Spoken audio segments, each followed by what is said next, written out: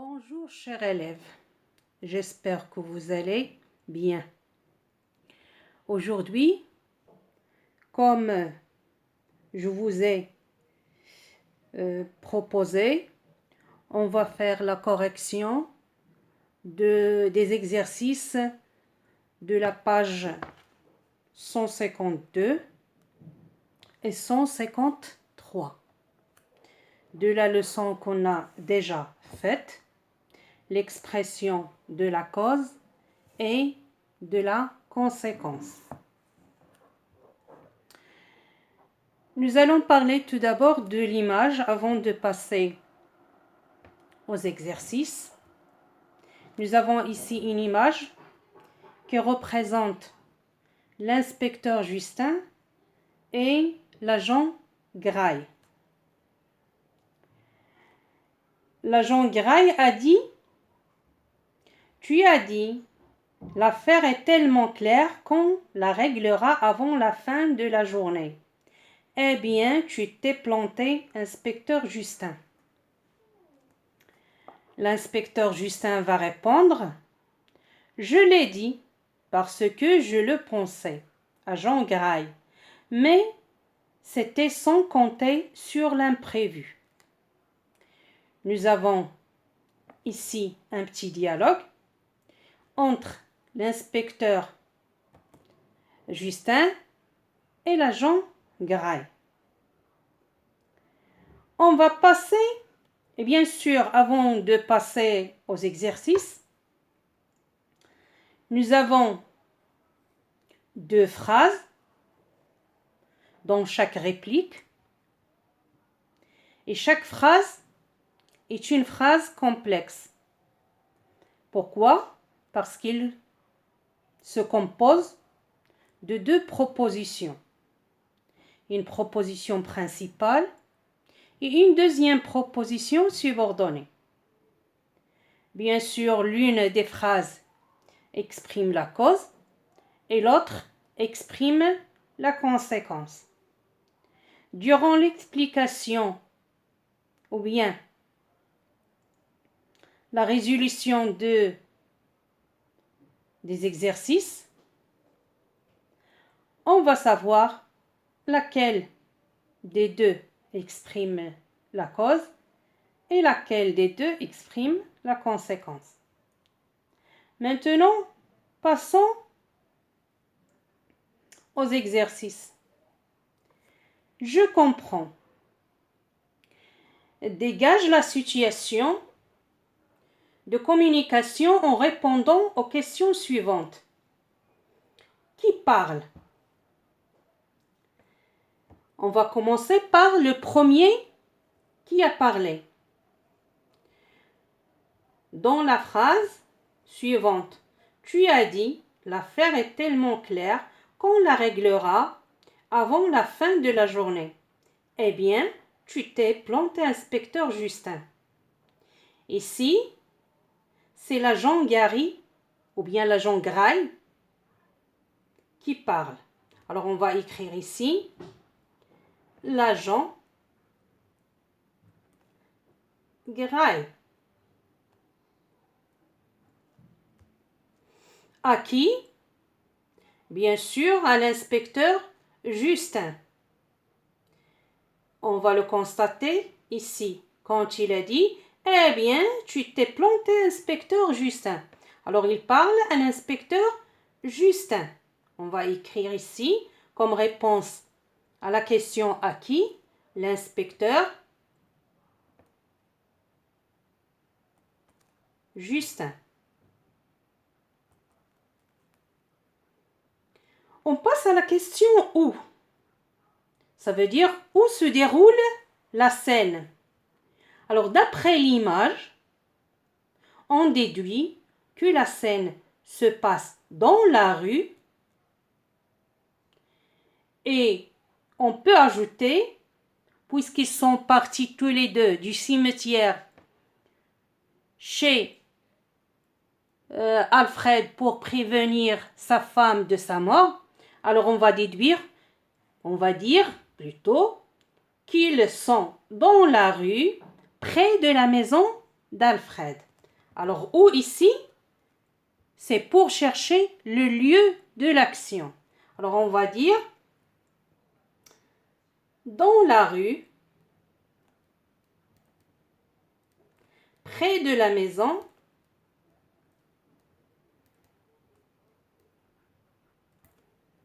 d'Alfred. Alors, de quoi? Quand on a la question de quoi, ça veut dire on cherche quoi? On cherche l'affaire. De quoi s'agit-il? Quel est le problème? Alors l'affaire, c'est le meurtre d'Alfred, la mort d'Alfred et l'assassinat aussi de sa femme. Alors, nous allons écrire de quoi s'agit-il? Il s'agit du meurtre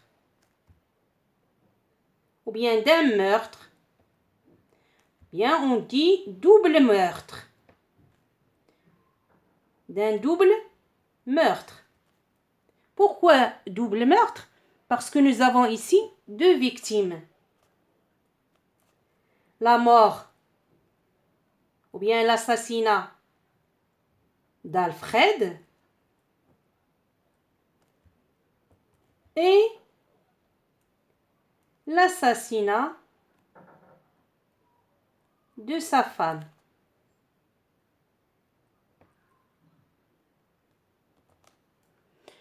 Alors, pourquoi on a dit double meurtre?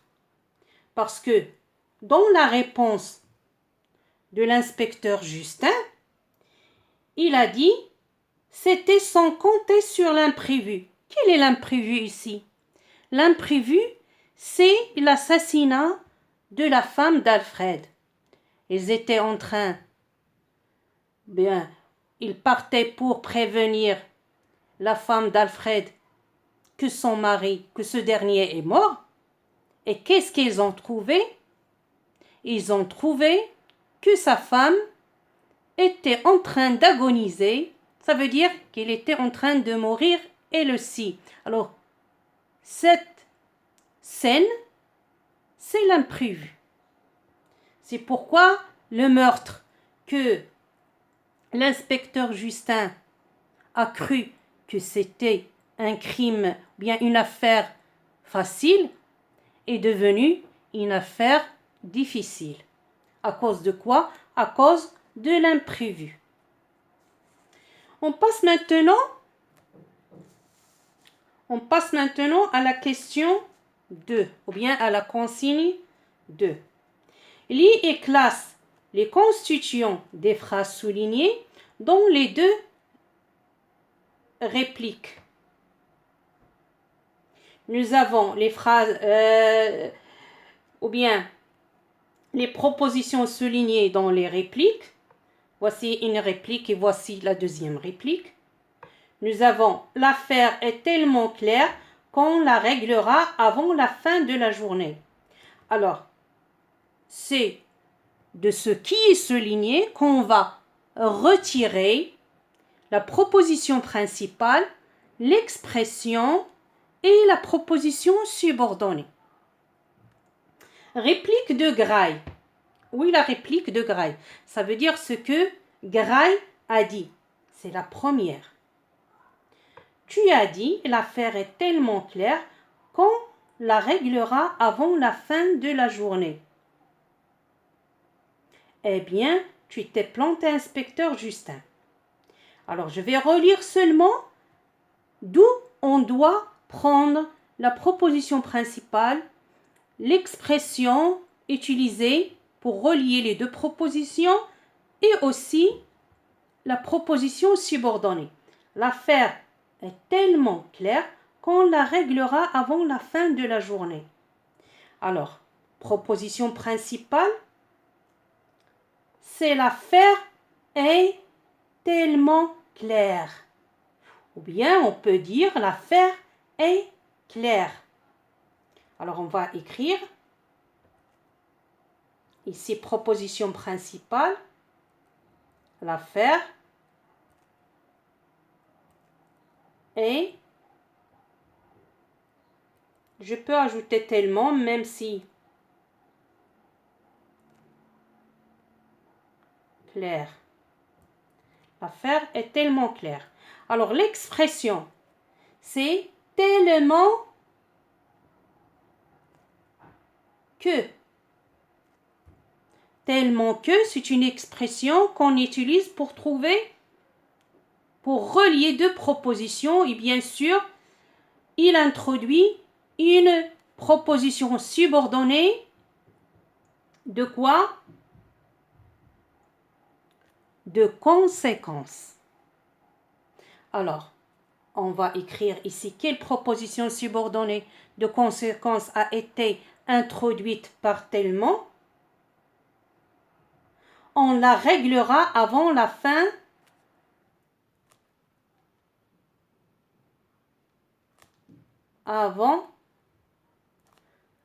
de la journée.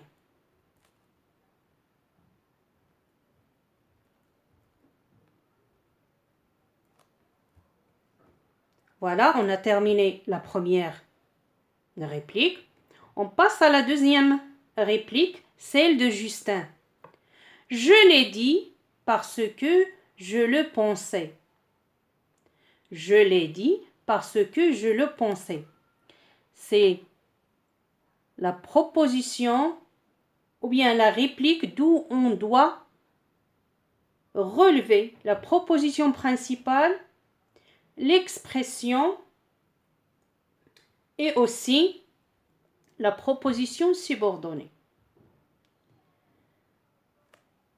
Je l'ai dit. Je l'ai dit, c'est la proposition principale. Alors, d'abord, pourquoi on dit principale? Parce que c'est une proposition qu'on ne peut pas supprimer. Elle est essentielle dans la phrase.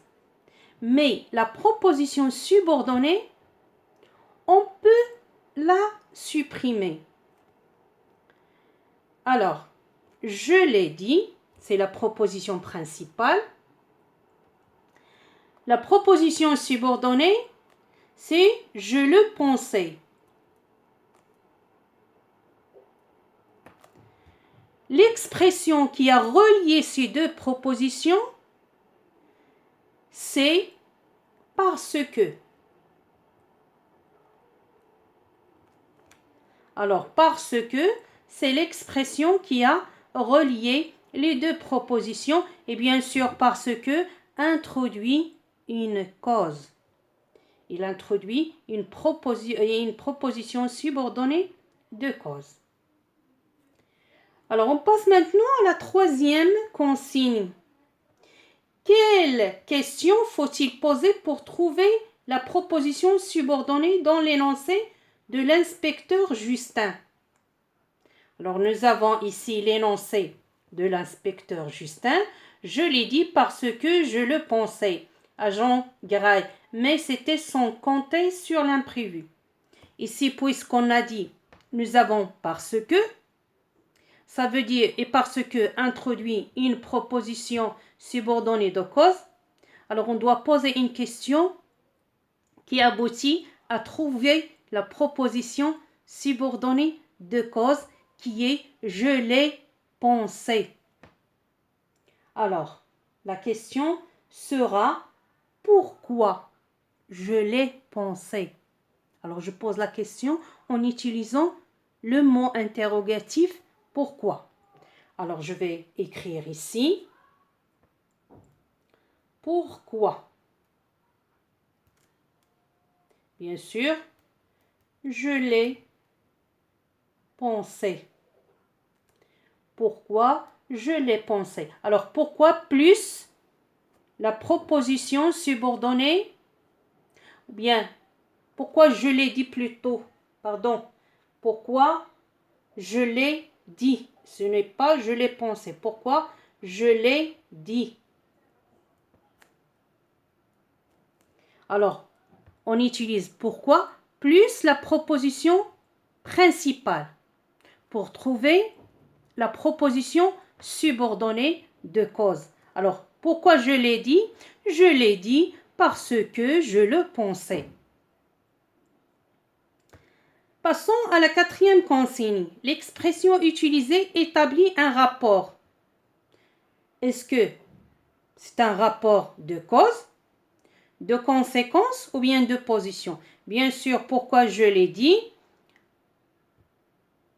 on parle ici de l'expression. L'expression, c'est parce que établit un rapport de, comme on a déjà dit, de cause. Alors, je vais mettre une croix dans la case à côté de cause. Cinquième consigne, redis la réplique de Justin en utilisant car. Tout simplement, on va remplacer parce que par la conjonction de coordination car. On va dire quoi? Je l'ai dit parce que au lieu de parce que plutôt, je vais dire je l'ai dit car je le pensais. Alors, je vais écrire ici, je l'ai dit car je le pensais. D'accord?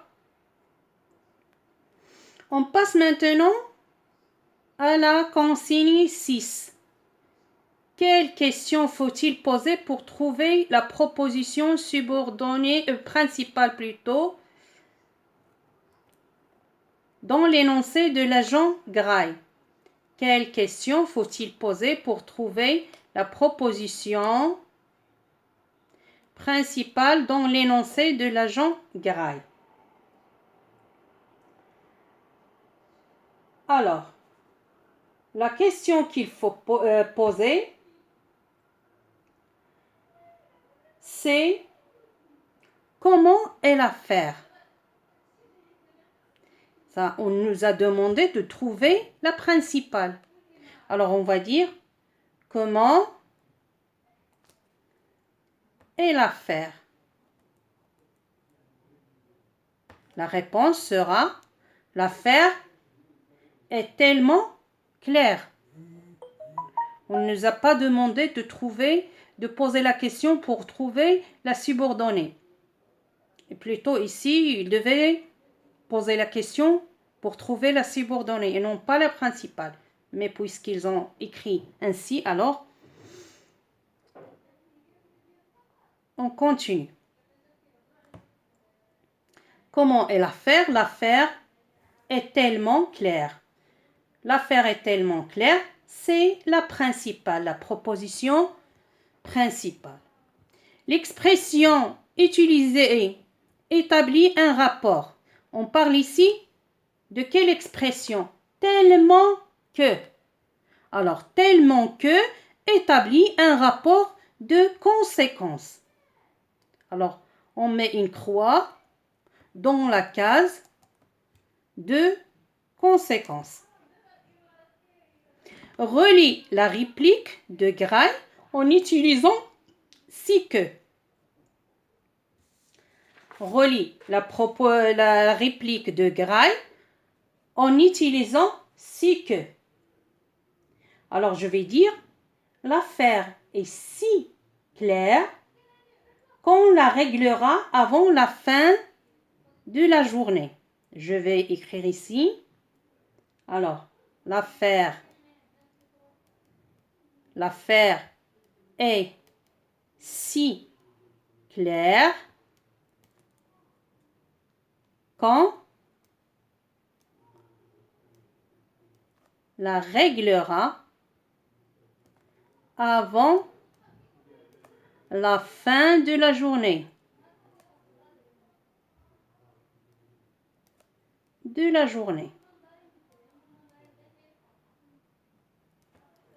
D'accord? Je vais relire la phrase. L'affaire est si claire qu'on la réglera avant la fin de la journée. On passe maintenant à la consigne 9. Mets une croix dans la case convenable et entoure les moyens et les modes utilisés.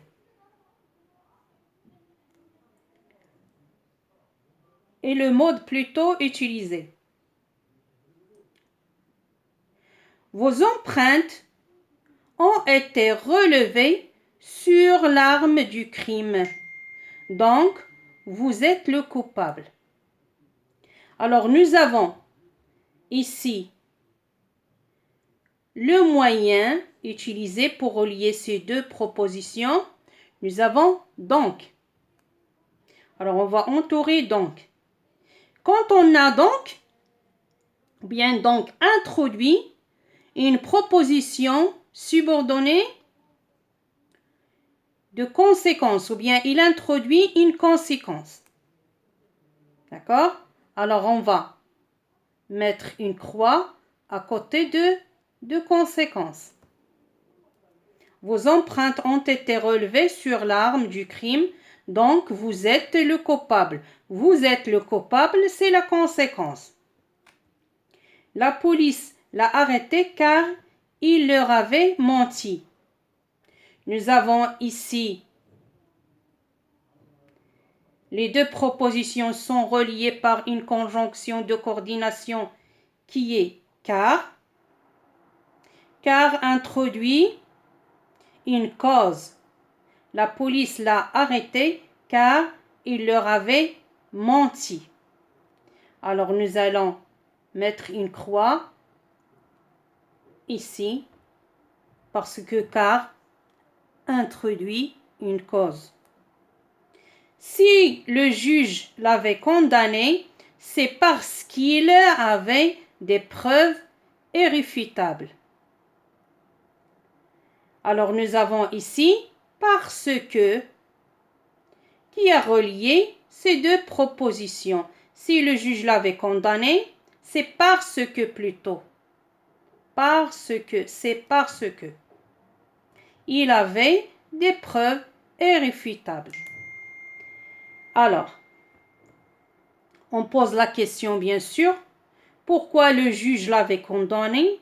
Le juge l'avait condamné parce qu'il avait des preuves irréfutables. Alors nous avons aussi ici une cause. Le criminel a commis cet assassinat horrible à cause de la jalousie. Nous avons à cause plus un nom. Bien sûr, on exprime ici à cause de, exprime, à cause de, exprime la cause. Grâce à son flair, le détective a pu démasquer le malfaiteur. Nous avons grâce à, et faites attention. Grâce à ici est placé au début de la phrase. Et il est suivi d'un nom. Alors, grâce à et à cause de sont toujours suivis d'un nom. Nous avons ici à cause de suivi de la jalousie. La jalousie, c'est un nom. Et nous avons grâce à son flair. Son flair, c'est un nom. Alors, tous les deux sont suivis d'un nom. Grâce à son flair, le détective a pu démasquer le malfaiteur. Alors, ici aussi, grâce à, exprime la cause.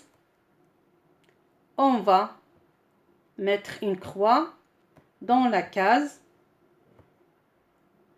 sous cause. Nous avons à cause de et grâce à, ce sont des expressions qui expriment la cause. Comme il y avait beaucoup de brouillard, les témoins n'ont pas pu réussir à décrire le suspect. Nous avons la phrase commence par comme. Comme c'est un outil qui introduit une cause, c'est une expression utilisée pour introduire une cause. Il se place toujours au début de la phrase, jamais au milieu de la phrase. bien sûr, pour exprimer la cause. Alors, on va cocher la cause. Alors, nous allons terminer, ou bien, on va arrêter ici.